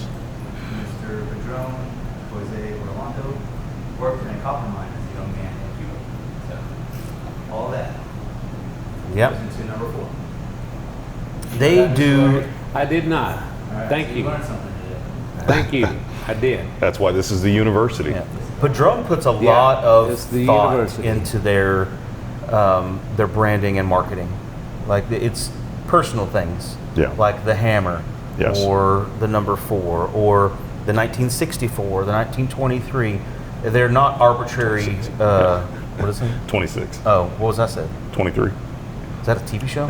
I don't know. Oh. But they put a lot of personal touches on things, so it's not just a business for them. Just like the store is not just a business. You know what I mean? They take a lot of personal pride in the things that they do, which is why they're at the top of the cigar pyramid. In this guy's opinion, absolutely. There's no stick better. I do smoke all of the sticks that I could possibly get my hands on, but this is my go-to. And It is your favorite. I usually reserve. I mean, I smoke them during the week, but I usually reserve the 64 or the 26 for a Sunday. So I know on Sundays around my house we have family dinner. I know everybody's going to be there without their phones, all that good stuff. And then after the dinner is over, I'm going to step out on the patio and I'm going to have a 64 or 26. And that's going to be how I end and or begin the week. It's a great way to do it. So, And Josh, if I may, you go in there and you look at all the Padrones. If I may just clarify that for people that go in there and they see all these numbers, dates, Kelly. years. Instead of them asking, and plus there's the different sizes. There's the Torpedo and the Exclusivo, the Principe. Well, forgetting about all that. back in the beginning, so Mr. Padron, they just kind of had the traditional series. Those are the ones in the cellos, 1000 series. 1000 series. And he only made two kind, a natural and a Maduro. You go to the next size, it's same cigar, but it's a different size. Natural, Maduro, that's the 2000, 3000, all the way up to 7000. You go to this here, we're doing a 1964, number 4, and we see why, but forget about the number 4. In every 1964, he makes a natural and a Maduro, natural and a Maduro, natural and a Maduro, in every size, starting with the Principe on all the way down to this. There's several in there. What does 1964 stand for? Jay, you want to take that? I That's, can't. you that's know. such an easy question that I'll let my assistant answer it for you. Thank you. Thank you. That's when he opened up his Padron in Miami. That's when they started, 1964. And the cellos, 2.5 years aging. The 1964s, 4 years aging. So when this is a 4-year-old cigar we're smoking. So we go through the 1964s. Then you go to the 1926s, 5 years aging. 1926 represents Probably old man birthday. birthday, exactly Jose right. Padron. Dan. Way to come in there. And and then so that's the years what they may mean. And then when you go into the 80th, the 90th, the 40th was their anniversary. They'd been in existence 40 years, 45, 47, 46. 80th was old man Padron's 80th birthday. They'd done a cigar for those. 90th, that is honor of his 90th birthday. But when you go in there and look, you see those 64s. They're all the same, except in sizes. All the naturals are the same. All the Maduros are the same, except for the sizes. Same way with the 1926s. So that's just a quick. Well, it's kind of been a Padron love fest. Yeah, Yeah, as it should be. I'm getting some of your chocolate notes at the end. There you go. I am too. No, by God. That's not possible. So, thoughts, Dan, before we wrap this whole gig up? Get a final pour here. Yeah, we I already have a final pour, but from the whiskey to the stick. it's been a great pairing, and having the Cigar King here to wrap it all Oh, up. stop it. His face is on the. Yeah, I was thinking On the about logo. that. So, Yeah, because, that's right. because of the ADD, my brain just takes little walks every once in a while. And yeah, I was thinking that the logo is in full effect right now. It's Oh, it's yeah, all that's four. right. Yeah, It is. Yeah. It's all Yeah. four. The only reason I thought of it is you took your Clark Kent glasses off and revealed the Superman Yes. version Yes. of Larry. And so that made me think of it. And the funny part about that is when I made the logo, those were the only pictures of people in the shop that I had. Yeah. That's how that came about. Yeah. Well, But- it's about time we had the main man on the Yeah, on for the sure. podcast. Yeah, and we'll do it again. Absolutely. Excellent. But- Excellent. Thanks, Larry. For Dan, Jay, and me, we appreciate it, and Bobby. Well, We thank appreciate you you. coming in and sacrificing your morning for that. Yeah. Well, This nonsense. not nonsense at all. I just am so proud of every one of you for what you are. I've known many a long time, some not so many, long times, Bobby and Jay, but I just love all y'all, and those out there, I want to say come by. You will meet these icons right here. These people that's Bunch of jokers. very special. They've always been special to me.